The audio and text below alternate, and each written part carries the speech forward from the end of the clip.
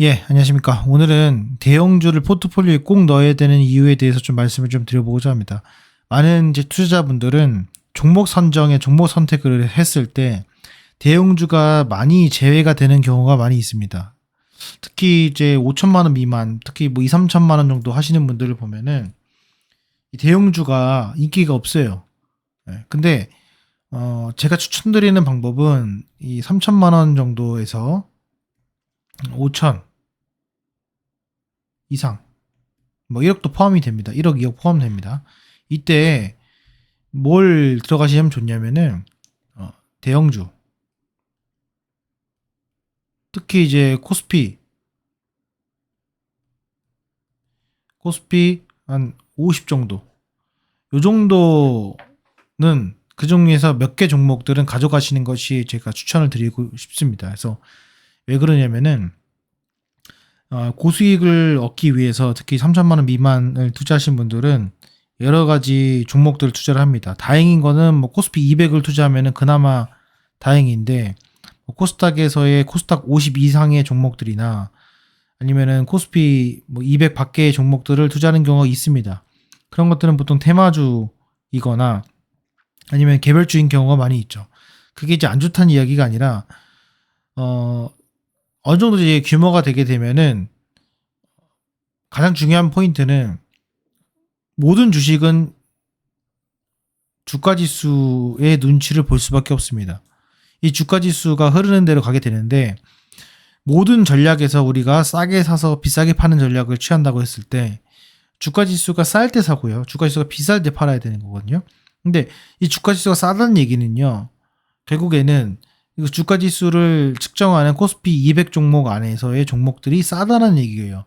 근데 그거를 무시하고 개별 종목으로 가게 되면은 주가 지수와는 무관하게 갑니다. 그렇기 때문에 이 원칙이나 기본적인 로직 자체가 성립하지 않습니다. 그래서 나중에 이제 주식을 계속 하다 보면은 나만 소외되는 경우가 생깁니다. 나만 소외된다. 특히 이제 테마주만 하시는 분들은 철저하게 소외가 됩니다. 그래서 주가 지수가 많이 올랐는데도 불구하고 내가 그 지수의 리듬을 타지 못하는 경우가 비일비재해지고요. 이제 제가 최근에도 말씀드리지만은 이제 비중 조절이나 뭐 인버스 ETF를 매수하는 거나 이런 포트폴리오 구성을 하는 데 있어 가지고도 상당히 문제점이 있습니다. 그래서 최소한 여러분들 제가 대형주 같은 경우에는 권해드리는 것이 뭐 전체 내가 주식 투자 비중의 한 30% 정도 적어도 요 정도는 그래도 내가 지수의 리듬을 따라가 줘야지 수익이 난다. 실제로 보면요, 뭐 코스피에 해당되는 뭐 SK하이닉스나 삼성전자, 뭐 네이버 뜨뜻미지근하게 간다고 하더라도요, 결국에 나중에 돌아보면요, 변동성이 큰 종목들은 왔다 갔다 하면서 결국에는 복리의 마법으로 손실이 나는데요. 그런 변동성이 크지 않는 종목들은 기회가 왔을 때 수익이 나고, 특히 공포해서 사거나 정말로 두려울 때 사거나 저점에서 사거나 지수가 빠졌을 때 사게 되면은 대형주 같은 경우는 분명히 내가 탈출할 수 있는 기회를 준다라는 거. 이 점을 우리가 꼭 명심을 했으면 좋겠습니다. 그래서 단지 이제 뭐 바스켓 매매를 제가 하라는 말씀이 아니라 여러분들이 사고 싶은 종목이 있다. 예를 들면 뭐 반도체 테마를 사고 싶다. 그러면 반도체 뭐 시가총액 2천억, 3천억, 뭐 5천억, 1조 이런 거 사지 마시고 기본적으로 반도체의 굵직한 대형주들 몇 개는 또는 한두 개는 가져가시면서 포트폴리오를 구성하라는 말씀을 좀 드리는 겁니다.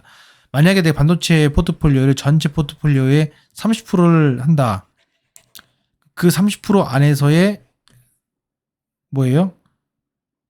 일정 부분은 대형주 반도체로 사시고 내가 만약에 원전을 산다. 원전에 여러 가지 제조업체들이 있겠지만은 하청업체 있겠지만은 메인으로 들고 갈 수 있는 뭐 예를 들어 두산 에너빌리티 같은 종목들을 일정 부분 이 포트폴리오 안에서의 30%를 가져간다. 이런 식으로 가져가시면은 전체적인 포트폴리오가 상당히 건강해진다는 거죠. 그렇게 되면 결국에는 주식 수도 많아지고 대형주라서 변동성 적게 되고 하면 결국에는 은행 이자밖에 안 되는 거 아니냐라는 말을 하겠지만은 거기에 대해서 비중 조절을 통해서 내가 얼마든지 그 변동성을 늘리고 줄일 수가 있거든요.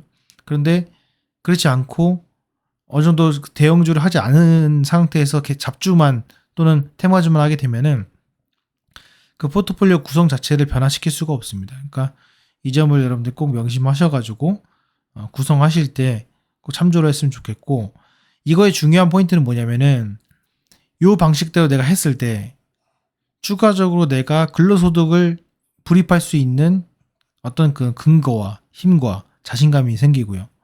그리고 주가가 빠졌을 때 두려워하지 않고 손절을 하지 않아도 되는 그런 포트폴리오의 강력한 구성이 어떤 큰 도움이 된다라는 거죠. 그래서 이런 부분들을 여러분들 판단을 잘 하셔가지고 투자하시는 데 도움이 됐으면 좋겠고, 이게 결국 가다 보면은 뭐 1억, 2억 이렇게 넘어가게 되는데, 처음에는 2, 3천만 원 갖다 한 종목 몰빵해가지고 2배 버는 거는 할 수 있습니다. 물론 그것도 어려운 거지만 할 수 있는데, 내가 열심히 모아서 투자한 거 1억, 2억 갖다가 몰빵해가지고 잡주에다가 내가 먹는다?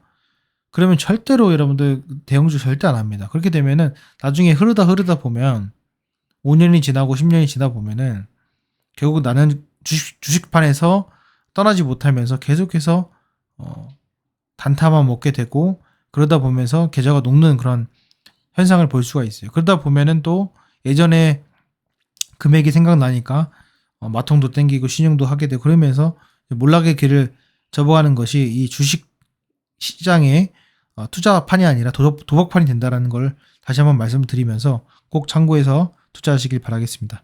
예, 마치도록 하겠습니다. 감사합니다.